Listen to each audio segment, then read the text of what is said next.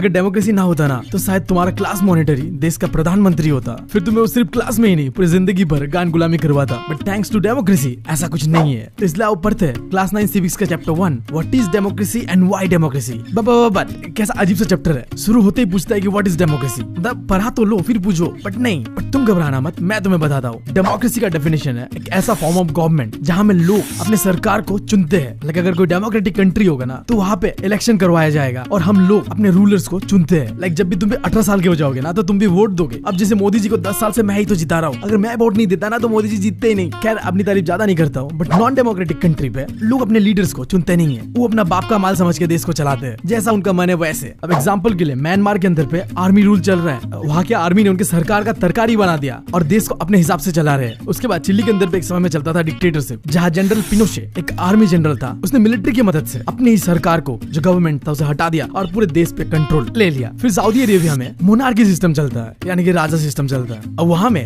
जो royal family में पैदा होता है वही राजा बनता है और वही देश को संभालता है। वहाँ के लोग अपने रूलर को नहीं चुनते हैं, वो पैदा होता है और राजा बन जाता है। तो ये जो तीनों एग्जांपल्स मैंने तुम्हें बताया, इन तीनों में डेमोक्रेसी का नामो निशान नहीं है। इन कंट्री में बैठे हुए लोगों ने अपने सरकार को नहीं चुना, अपने रूलर्स को नहीं चुना। वहीं पे जो डेमोक्रेटिक कंट्रीज होता है लाइक हमारा प्यारा भारत, हम अपने रूलर्स या गवर्नमेंट को इलेक्शन के द्वारा चुनते हैं और इसी चीज को कहता है डेमोक्रेसी। बट देखो फिर भी यहाँ एक प्रॉब्लम है, दुनिया में कई सारे ऐसे कंट्रीज है जो अपने आप को कहते हैं कि हम तो डेमोक्रेटिक कंट्री है, वहाँ इलेक्शन भी होता है, बट इन रियलिटी वो कंट्रीज बस दिखावे के लिए डेमोक्रेसी का ढोंग करते हैं। अब एग्जांपल के लिए तुम पाकिस्तान को ले लो, आजादी के बाद से आज तक इस कंट्री के अंदर पे कोई भी प्राइम मिनिस्टर अपने टेन्योर 5 साल कंप्लीट नहीं कर पाया, या तो किसी को मार दिया जाता है या तो किसी को जेल में डाल दिया जाता है। अब ऐसे कंट्रीज भी अपने आप को कहते हैं कि हम तो डेमोक्रेटिक कंट्रीज है। क्या तुम मानोगे ये बात? नहीं ना। तो इसीलिए हम सिर्फ इलेक्शन करवाता है कि नहीं कोई कंट्री पे, ये देख के नहीं कह सकते कि ये कंट्री डेमोक्रेटिक है कि नहीं है। हमने जो अभी डेफिनेशन पढ़ा इलेक्टेड बाय द पीपल, ये इनफ नहीं है, हमें कुछ और चाहिए। और कुछ और जानने के लिए हमें जानना होगा डेमोक्रेसी का फीचर्स। इन फीचर्स को देखने के बाद तुम समझ पाओगे कि डेमोक्रेसी में माना इलेक्शन होना जरूरी है, बट इसके साथ साथ कुछ और चीजें भी होना जरूरी है, तभी जाके कंट्री डेमोक्रेटिक बनता है। तो टोटल डेमोक्रेसी के अंदर पे 4 फीचर्स हमें देखना है और उन चारों फीचर्स को हम एग्जांपल्स के साथ देखेंगे। अब जैसे पहले फीचर्स के लिए हम पाकिस्तान का एग्जांपल लेते हैं। 1999 को पाकिस्तान के अंदर पे परवेज मुशर्रफ जो कि एक आर्मी चीफ, तुम कह लो आर्मी का हेड होगा, वो आर्मी की मदद से अपने पूरे पाकिस्तान के अंदर पे कंट्रोल पा लेता है और जो वहाँ का इलेक्टेड लीडर था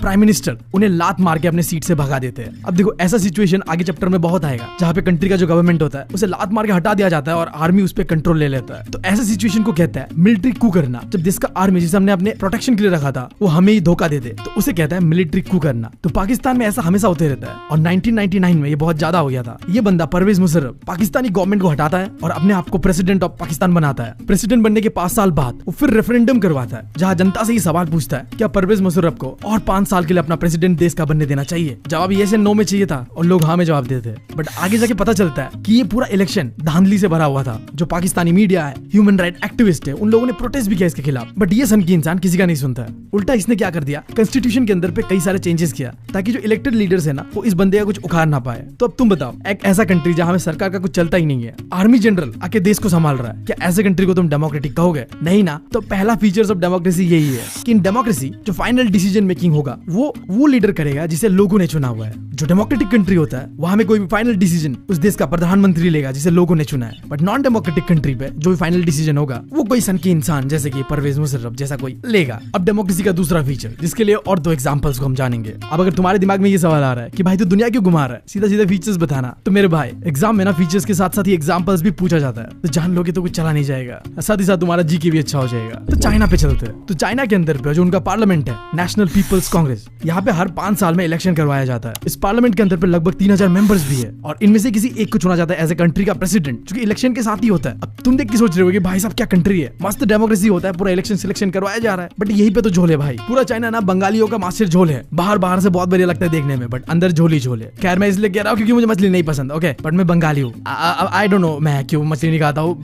टॉपिक पे रहो तुम लोग यार। तो चाइना के अंदर अगर तुम सोच रहे हो जाके इलेक्शन लड़ोगे ना तो तुम तभी लड़ पाओगे अगर तुम्हें कम्युनिस्ट पार्टी ऑफ चाइना या उसी के 8 फ्रेंडली पार्टी से पॉलिटिकल ये चुनते हैं। अगर इन्होंने तुम्हें लड़ने से मना कर दिया ना तो तुम इलेक्शन लड़ ही नहीं पाओगे। तो इस तरीके से चाइना में इलेक्शन तो होता है बट चाइनीज लोगों के पास ऑप्शन नहीं है, जो कम्युनिस्ट पार्टी चुन के देगा उन्हें वही को वोट देना होगा। चाइना का डेमोक्रेसी ना बिल्कुल हमारे इंडिया के अरेंज मैरिज जैसा होता है, मतलब बाप ने बोल दिया कि ये लड़का बेस्ट है तुम्हारे लिए तो वही बेस्ट है यार, उसी से शादी करना होगा।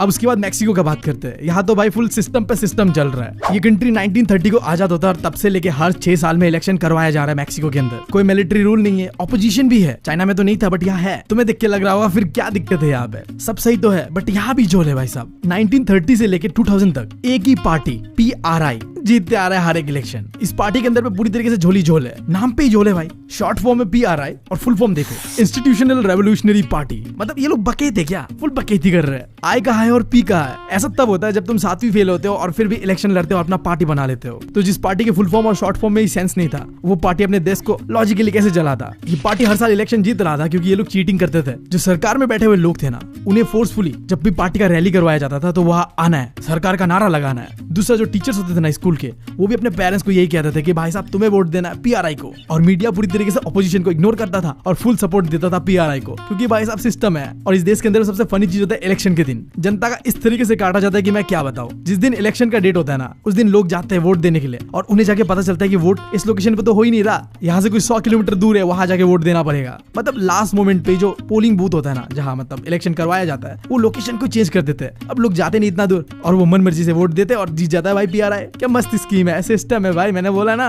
इसके अलावा PRI के पास बहुत ज्यादा अंधा पैसा भी था जो कि अपना कैंपेन पे वो पूरी तरह से खर्चा करते थे। तो तुम देख सकते हो दोनों जो एग्जांपल्स है, चाहे चाइना का या मैक्सिको का, यहाँ पे इलेक्शन तो होता है बट वो इलेक्शन फ्री एंड फेयर नहीं होता है। और यही है दूसरा फीचर्स डेमोक्रेसी का। एक डेमोक्रेसी के अंदर पे जो भी इलेक्शन करवाया जाता है वो फ्री और फेयर होता है। जहाँ जो पावर में है वो हार भी सकता है, चांसेस है ऐसा। बट तुम चाइना को देख लो या मैक्सिको को देख लो, दोनों ने ऐसा सिस्टम बना के रखा हुआ था कि वो हार ही नहीं सकते। तो ऐसे सिस्टम को तुम डेमोक्रेसी नहीं कह सकते। अब बढ़ते हैं थर्ड फीचर्स ऑफ डेमोक्रेसी पे, जिसके लिए चलो हम करते हैं वर्ल्ड टूर और देखते हैं 3 कंट्रीज को। हमारा पहला कंट्री है सऊदी अरेबिया। अब तुम्हें पता है यहाँ पे मोनार्की था, इस वजह से वहाँ पे औरतों को वोटिंग राइट दिया ही नहीं गया था। लंबे समय तक यहाँ पे औरतों के साथ डिस्क्रिमिनेशन हुआ, बट 2015 को फाइनली उन्हें मिलता है वोटिंग राइट। अब बढ़ते हैं दूसरे कंट्री पे, इस्तोनिया। अब इस कंट्री के अंदर पे कुछ रशियन माइनॉरिटीज पे है, काश हमारे कंट्री में भी होता है ना। खैर इन रशियन माइनॉरिटीज के साथ डिस्क्रिमिनेशन होता था इस्तोनिया के अंदर पे। उन्हें वोटिंग राइट्स नहीं दिया गया था। काफी लंबे समय तक ये लोग वोटिंग राइट के लिए लड़ते हैं। इनफैक्ट आज भी रशियन माइनॉरिटीज को इस्तोनिया के अंदर पे वोटिंग राइट पूरी तरीके से नहीं मिला हुआ है। लोकल जो इलेक्शन होता है वहाँ पे वोट कर सकते हैं, बट जो नेशनल इलेक्शन होगा वहाँ पे रशियन माइनॉरिटीज आज भी वोट नहीं कर सकते। अब तीसरा कंट्री हमारा फिजी। फिजी में ना 2 तरीके का पॉपुलेशन है। एक वहाँ के इंडिजिनियस फिजियंस है जो वही के लोग हैं, और कुछ इंडियंस है जो इंडिया से माइग्रेट करके फिजी में बसे हुए, सदियों पहले गए हुए, आज के लोग नहीं है। तो जब भी बात आता है वोटिंग का ना, तो इंडिजिनियस फिजीज का जो वैल्यू होता है वोट का, वो ज्यादा होता है इंडियन फिजीज से। अब इन तीनों कंट्री का एग्जांपल देख के हम कह सकते हैं कि इन तीनों कंट्री में वोटिंग तो होता है, डेमोक्रेसी भी है और कोई धांधली भी नहीं होता है। बट एक दिक्कत है, इन तीनों कंट्रीज में वोटिंग राइट सबको बराबर नहीं मिला हुआ था। कहीं पे औरतों को वोट देने का अधिकार नहीं था, कहीं पे माइनॉरिटीज को नहीं था। तो तीसरा फीचर्स ऑफ डेमोक्रेसी ये कहता है कि डेमोक्रेसी जब होगा तो हर एक एडल्ट सिटीजन जो भी कंट्री के अंदर पे है ना, उसे वोट का अधिकार होगा और 1 वोट इक्वल्स टू 1 वैल्यू। मतलब एक वोट का एक ही वैल्यू होगा, किसी का ज्यादा किसी का कम, ऐसा नहीं होगा।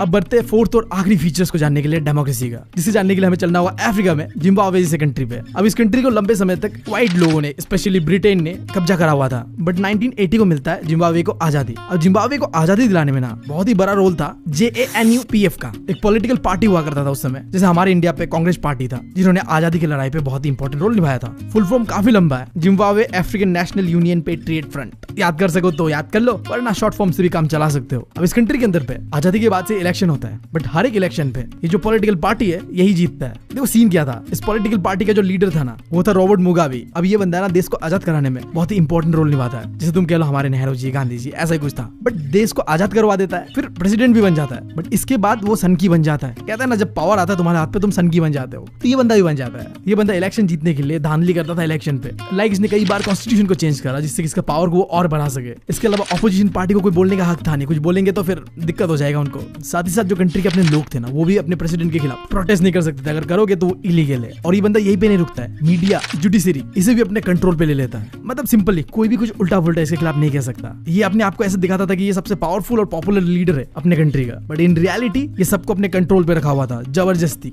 अब ऐसे चलता है 2017 तक, एंड देन फाइनली 2017 में इस बंदे को घसीट के प्रेसिडेंट के पोस्ट से निकाल दिया जाता है। बट देखो ये बंदा क्या कर रहा था जब था ये प्रेसिडेंट, ना इसने कॉन्स्टिट्यूशन का रेस्पेक्ट करा, ना इसने अपने लोगों का रेस्पेक्ट करा। तो डेमोक्रेसी का फोर्थ फीचर यही कहता है कि एक डेमोक्रेटिक कंट्री में जो रूलर होगा ना, उसका पावर को लिमिट करा जाएगा कॉन्स्टिट्यूशन के द्वारा और जो सिटीजन्स का राइट है उसके द्वारा। मतलब सिंपली जो रूलर होगा वो अपने देश के कॉन्स्टिट्यूशन का रेस्पेक्ट करेगा और अपने लोगों का राइट्स का भी रेस्पेक्ट करेगा। जो मन में आए बाप का माल समझ के यूज नहीं करेगा भाई। तो खैर यही पे फीचर्स होता है खत्म। हमने पहले डेफिनेशन जाना कि जब हम अपने लीडर्स को चुनते हैं, इलेक्ट करते हैं, तो उसे डेमोक्रेसी कहते हैं। बट फिर हमने जाना कि ये डेफिनेशन पूरी तरीके से कंप्लीट नहीं था। इसे कंप्लीट करता है इसके फीचर्स। लाइक उस कंट्री का जो फाइनल डिसीजन होगा वो वही लेगा जिसे लोगों ने चुना है। फिर इस कंट्री के अंदर अंदर पे फ्री और फेयर इलेक्शन होना है और हर किसी को वोटिंग राइट होना है, equal voting right, 1 vote 1 value. और आखिरी जो गवर्नमेंट होगा वो डेमोक्रेसी और सिटीजंस के राइट का रिस्पेक्ट करेगा। तो यही पे होता है व्हाट इज डेमोक्रेसी खत्म। अब बात करते हैं व्हाई डेमोक्रेसी, क्यों चाहिए डेमोक्रेसी। तो इसमें देखो 2 तरीके का ओपिनियन है। कोई कहता है कि डेमोक्रेसी बिल्कुल बकवास है और कोई कहता है कि डेमोक्रेसी मस्त है भाई। तो अभी हमें देखना है 2 चीजें, आर्गुमेंट फॉर डेमोक्रेसी और दूसरा आर्गुमेंट अगेंस्ट डेमोक्रेसी। तो पहले देखते हैं आर्गुमेंट फॉर डेमोक्रेसी, जहाँ पे डेमोक्रेसी के क्या फायदे हैं वो जानते हैं। तो नंबर 1 डेमोक्रेसी का फायदा ये है कि डेमोक्रेसी के अंदर अकाउंटेबिलिटी होता है। अगर कोई एक डेमोक्रेटिक कंट्री है तो वहाँ पे रूलर कुछ भी अपने मन से नहीं कर सकता, वो वही चीज करेगा जो जनता के फायदे के लिए होगा। भले ही रियलिटी में ऐसा नहीं होता है, लीडर्स अपने मनमर्जी का करता है, बट ऑन पेपर तो ऐसा ही होता है भाई। बट नॉन डेमोक्रेसी पे खुले आम अपना मनमर्जी करा जाता है, कोई कुछ नहीं कर सकता। एग्जाम्पल के लिए चाइना को देख लो, 1958 से 1981 तक ढेर सारा फेमाइंस आया चाइना के अंदर पे, और जिस वजह से 3 करोड़ लोग मर जाते हैं। अब ऐसा इसलिए हुआ क्योंकि वहाँ का जो गवर्नमेंट है वो लोगों का क्या इंटरेस्ट है, क्या जरूरत है, उसे कभी समझा ही नहीं उन्होंने। जबकि डेमोक्रेसी में ऐसा नहीं होता है, डेमोक्रेसी लोगों के लिए होता है। तो जो सरकार में बैठे हुए लोग हैं वो लोगों के लिए काम करता है। दूसरा चीज, डेमोक्रेसी के अंदर पे डिसीजन बहुत अच्छी तरीके से लिया जाता है। अगर एक डेमोक्रेटिक कंट्री होता है तो वहाँ डिस्कशन होता है, डिबेट्स होता है, देन कोई डिसीजन फाइनलाइज होता है, और जो भी डिसीजन लिया जाएगा वो जनता के हक पे लिया जाएगा। बट नॉन डेमोक्रेटिक कंट्री पे ऐसा नहीं होता है, मेरा मर्जी भाई, मेरा देश में जो भी करूँ, ऐसा सोच के साथ डिसीजन लिया जाता है। तो तीसरा चीज, डेमोक्रेसी किसी भी झगड़े को शांति से सॉल्व कर सकता है। अब ये चीज ना सिर्फ डेमोक्रेटिक कंट्री पे हो सकता है। लाइक तुम इंडिया को देख लो, एक डेमोक्रेटिक कंट्री जहाँ में अलग अलग लोग रहते हैं, जिनका language, religion, customs and traditions सब अलग है। अब इस वजह से कई बार हमें डिफरेंसेस बनता है और हम झगड़ते भी है, बट क्योंकि हमारे कंट्री पे डेमोक्रेसी है तो हम एक दूसरे को मारने पे तुले नहीं आते हैं। हम शांति से जो भी अपने डिफरेंसेस है उसे बात करके सॉल्व करते हैं, जबकि ऐसा कुछ नॉन डेमोक्रेटिक कंट्री में पॉसिबल नहीं है। वहाँ पे या तो गवर्नमेंट सपोर्ट ही नहीं करेगा किसी को, या फिर किसी एक को सपोर्ट कर देगा। तो ऐसे सिचुएशन में जो कॉन्फ्लिक्ट और डिफरेंसेस है और बढ़ता है और लोग भड़क जाते हैं, एक दूसरे को मार मुड़ने पे तुले आते हैं। फिर 4th चीज है कि डेमोक्रेसी ना हम सबको, जो कंट्री में बैठे हुए लोग हैं ना, उन्हें सम्मान देता है, डिग्निटी देता है। अगर तुम किसी डेमोक्रेटिक कंट्री पे हो तो तुम इज्जत से जी सकते हो, तुम्हारा जो पॉलिटिकल राइट्स है ना उसे अच्छी तरीके से प्रोटेक्ट करा जाता है। हाँ, भले कई सारे मिस्टेक्स भी होता है, मैं खुद डेमोक्रेसी को 100 बार गाली देता हूँ यार, बट फिर भी देखो डेमोक्रेसी जितना हो सके लोगों का राइट्स प्रोटेक्ट करने की कोशिश करता है। बट ये चीज नॉन डेमोक्रेटिक कंट्री में पॉसिबल ही नहीं है। नॉन डेमोक्रेटिक कंट्री में लोग सरकार का गान गुलामी करते हैं, सीधा मैं बता रहा हूँ, जो कहेगा सरकार वही करना होगा। अगर मेरे बात पे अभी विश्वास नहीं तो चले जाओ किसी नॉन डेमोक्रेटिक कंट्री पे, अरे चाइना ही चले जाओ ना, पता चल जाएगा तुम्हें। एंड फाइनल आर्गुमेंट जो कि डेमोक्रेसी के लिए दिया जाता है कि डेमोक्रेसी अपने गलतियों को सुधार सकता है। अगर मान लो किसी लीडर ने कुछ गलत फैसला ले लिया तो हमारे पास मीडिया है, हमारे पास लोग हैं, हम डिस्कस करते हैं, प्रोटेस्ट करते हैं और सरकार को मजबूर करते हैं कि तुमने जो गलत फैसला लिया है उसे बदलो। So that's why democracy is the best form of government. ये चीजें तुम नॉन डेमोक्रेटिक कंट्री पे नहीं कर सकते। फिर अब देखते हैं आर्गुमेंट अगेंस्ट डेमोक्रेसी। बेस्ट तो है बट कोई भी चीज परफेक्ट नहीं होता ना, मैं भी नहीं हूँ, तुम भी नहीं हो, डेमोक्रेसी भी नहीं है यार। किसी भी कंट्री को देख लो जहाँ डेमोक्रेसी है, हर 5 साल में लीडर्स बदलते रहते हैं। ये सबसे बड़ा दिक्कत है डेमोक्रेसी के अंदर पे। बार बार जब लीडर्स बदलता है तो वहाँ पे स्टेबिलिटी नहीं होता है। जो लीडर्स है वो अपने बारे में सोचते हैं, कंट्री का भविष्य के बारे में बहुत कम सोचते हैं। उनका माइंडसेट ऐसा होता है कि हमारे पास 5 साल है, जितना लूट सकते हो लूट लो यार, फिर हमें मौका मिले ना मिले, जो कि गलत है यार। फिर दूसरा चीज, कहा जाता है जहाँ भी डेमोक्रेसी चलता है वहाँ पे बहुत ज्यादा पॉलिटिकल कंपटीशन होता है, और पॉलिटिकल कंपटीशन इंसानियत, मोरालिटी जैसी चीजों को बिल्कुल इग्नोर करता है। पार्टीज बस अपना फायदा देखते हैं, देश का फायदा नहीं, जो कि सच भी है काफी हद तक। तुम किसी भी पार्टी को देख लो, वो तुम्हारे लिए तभी बात करेगा अगर उसमें उसका कुछ फायदा दिख रहा है, नहीं दिख रहा है तो वो इग्नोर करेगा तुम्हें। इसके बाद जो तीसरा बुराई है डेमोक्रेसी का, डेमोक्रेसी के अंदर में बहुत डिस्कशन होता है भाई, छोटी छोटी चीज के लिए यार ड्रामा हो जाता है। मैं तो कभी कभी सोचता हूँ कोरियन ड्रामा से ज्यादा हमारे देश के पार्लियामेंट में जो ड्रामा होता है वो ज्यादा इंटरेस्टिंग है। मतलब देश के पार्लियामेंट के अंदर पे कौन किसका ज्यादा इज्जत उछालता है उसका कंपटीशन चलता है भाई साहब। अब इस चक्कर में किसी भी डिसीजन में बहुत डिले होता है, और ये डिले ही डेमोक्रेसी को सबसे बेकार बनाता है। जबकि नॉन डेमोक्रेटिक कंट्री में चट मंगनी पट भी वाला सिस्टम चलता है, मन क्या डिसीजन लेने का ले लिया। अब जब ऐसा होता है ना, तो अगर कंट्री सही से चल रहा है, लाइक कंट्री लाइक चाइना, तो वहां में डेवलपमेंट भी बहुत ज्यादा होता है। 4th बुराई होती है डेमोक्रेसी के नाम पे कि डेमोक्रेटिक कंट्रीज पे जो लीडर्स होते हैं वो जनता का प्रॉब्लम समझते ही नहीं है, और इस चक्कर में वो बहुत गलत डिसीजन लेते हैं। वो डिसीजन लेते हैं जो उनके फायदे के लिए होता है, जनता के फायदे के लिए नहीं। फैक्ट है भाई। और आखिरी चीज, सबको पता है ये चीज, इंडिया के अंदर पे डेमोक्रेसी के अंदर पे करप्शन भर भर के होता है, और ये चीज इसलिए होता है क्योंकि डेमोक्रेसी के अंदर पे पॉलिटिकल कंपटीशन है भाई। सबको पता है कि हमें रहना 5 साल ही है, इसके बाद हमें मिलेगा नहीं मिलेगा चांसेस, तो अब जितना है उतना लूट लो कंट्री को। खैर ज्यादा बुराई कर देता हूँ, कभी कभी फ्लो में चले जाता हूँ। खैर इसी के साथ जो भी argument against the democracy, for the democracy खत्म होता है। आखिरी topic, broader meaning of democracy, ये देखते हैं। हमने डेमोक्रेसी का मतलब समझा, उसका फीचर्स जाना, और डेमोक्रेसी क्यों चाहिए, व्हाई डेमोक्रेसी, जिसके अंदर पे argument against and for the democracy भी देखा। बट देखो डेमोक्रेसी सिर्फ गवर्नमेंट तक सीमित नहीं होता है। डेमोक्रेसी एक डिसीजन है जो कि हम अपने डेली लाइफ में भी यूज कर सकते हैं। बस हमें देखना है कि हम किस तरीके से अपने डिसीजन को लेते हैं। फॉर एग्जाम्पल एक घर के अंदर पे अगर हर एक मेंबर का बात सुना जा रहा है ना, तो वो भी एक डेमोक्रेटिक फैमिली है। और इस हिसाब से मैं कह सकता हूँ कि मेरा फैमिली बिल्कुल डेमोक्रेटिक नहीं है भाई साहब। मेरी कोई सुनी नहीं जाती मेरे घर में, कुछ भी बोलूं तो बोलता है जुबान लड़ाता है। अब बंदा बोले तो बोले क्या बताओ। खैर मेरा एग्जाम्पल छोड़ते हैं। फैमिली, स्कूल, कोई भी पॉलिटिकल पार्टी या विलेज, जहां में भी डिसीजन लेते वक्त सबका सुना जाता है ना, सबका देखा जाता है। हर किसी का अपना अपना दिक्कतें होता है, और जब हम उन दिक्कतों को देखते हैं, सुनते हैं और सॉल्व करने का ट्राई करते हैं, तो हम डेमोक्रेसी को इनडायरेक्टली और डायरेक्टली फॉलो कर रहे हैं। कोई भी कंट्री ना परफेक्टली डेमोक्रेटिक होता ही नहीं है। कंट्रीज मिस्टेक करते हैं, अपने मिस्टेक से सीखते हैं और उन्हें इंप्रूव भी करते हैं, और यही चीज डेमोक्रेसी को सबसे खास बनाता है। भले इंडिया के अंदर पे लाख बुराइयां है, हम दिक्कतों में है, करप्शन है, लीडर्स अपना सोचते हैं, बट हम समय के साथ इंप्रूव हो रहे हैं भाई, धीरे धीरे हो रहे हैं। बहुत धीमा है आई नो, बट क्योंकि हमारे पास डेमोक्रेसी है, हमेशा हम इस उम्मीद में रहते हैं कि कोई अगला लीडर आएगा जो बहुत ही अच्छा होगा और देश को बदलने की कोशिश करेगा। कुछ करते हैं, कुछ नहीं करते हैं, बट जो भी हो डेमोक्रेसी धीरे धीरे चल रहा है। फाइनली इतना ही कहना है कि डेमोक्रेसी तभी अच्छा से चलेगा जब लोग जो कंट्री के होते हैं ना वो पार्टिसिपेट करेंगे। अगर लीडर कुछ भी गड़बड़ कर रहा है तो हमें आवाज उठाना पड़ेगा, और यही डेमोक्रेसी का ब्रॉडर मीनिंग है। डेमोक्रेसी लीडर से नहीं बनता है, लोगों से बनता है। हम जब पार्टिसिपेट करेंगे ना कोई भी डिसीजन मेकिंग प्रोसेस हो गया किसी भी चीज पे, तो डेमोक्रेसी इंप्रूव होगा। हम ही चुप रहेंगे तो लीडर्स अपना मनमानी करेगा, तो डेमोक्रेसी फिर डेमोक्रेसी रहेगा ही नहीं, क्योंकि democracy is all about people. खैर ज्ञान दिया मैंने बहुत तुम लोगों को। अगर तुम लोगों को अच्छा लगा तो यार सब्सक्राइब कर लेना। मुझसे पर्सनली जुड़ने के लिए इंस्टाग्राम पे मुझे फॉलो भी कर लेना, और अगर मैं बहुत ज्यादा पसंद आ जा रहा हूँ तुम लोगों को तो द सिबलिंग्स चैनल को भी सब्सक्राइब कर लेना। यहाँ पे हम एनिमेटेड कंटेंट बनाते हैं। तो इसी के साथ मैं मिलता हूँ तुम लोगों से अगले वीडियो में। Thank you, love you all.